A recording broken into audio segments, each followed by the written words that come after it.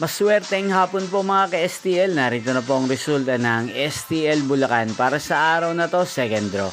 June 24, 2025, araw ng Martes. Naway ang mga natayan niyo po mga numero kanina ay manalo nawa ngayong hapong ito, 4 PM. Kaya't kunin niyo na po ang inyong mga ticket. Narito na po ang resulta. Ang mga numerong nanalo sa STL Bulacan ngayong hapong ito, June 24, 2025. 4 PM, second draw result 12 at 38 in exact order. Sa lahat po ng tumaya kanina sa STL Bulacan para second draw ng 12 at 38.